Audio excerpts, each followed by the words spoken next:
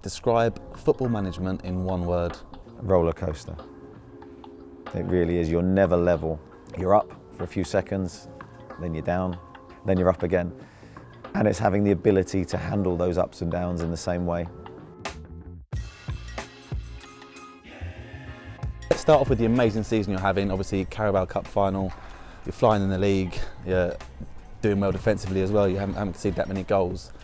What's the most important part of preparation for big games like the Carabao Cup Final?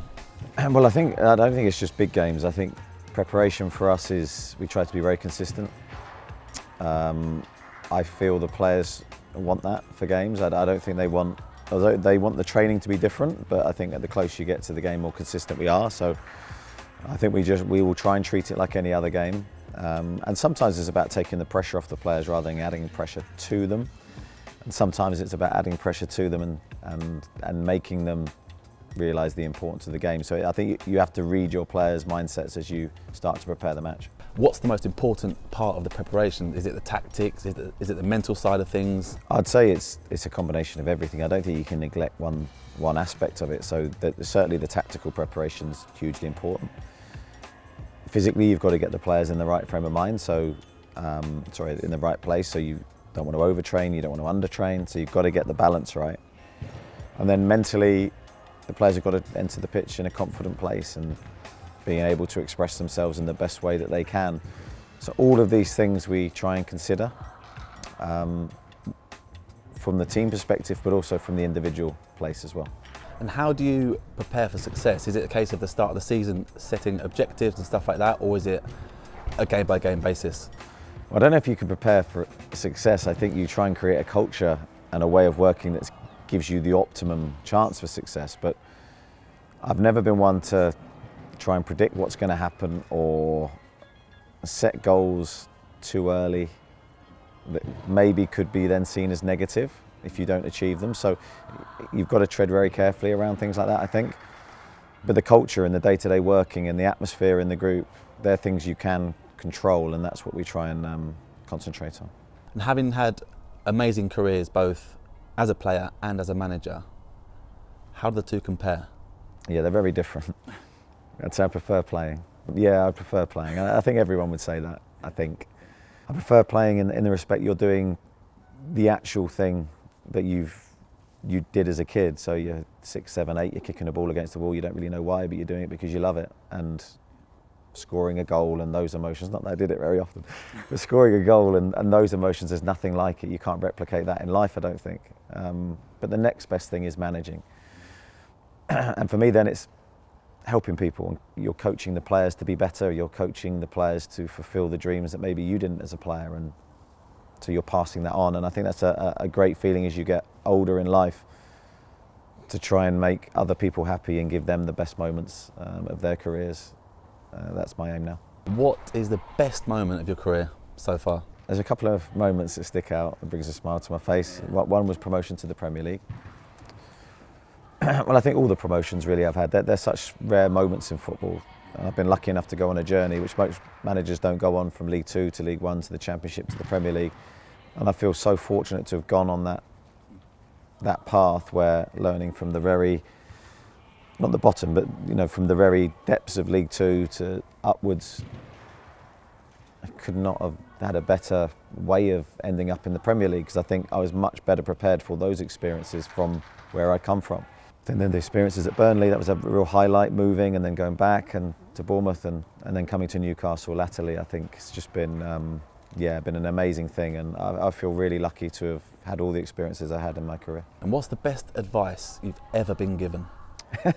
So it's such a broad question. I don't think there's one bit of advice I've been given. I think where I've been successful has been that I've always wanted to improve. So no one really gave me that advice. That was just something that I saw for myself.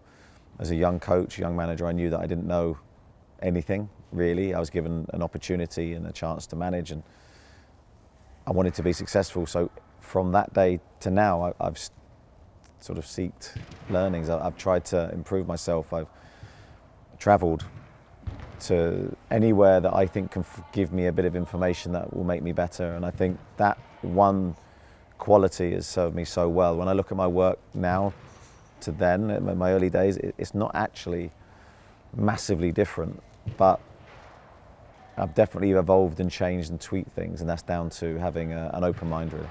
What's the best thing about working in football? A very basic thing, you're doing something you love and you're involved in a game that you actually, I'd play for free. I've always been that, I love football that much.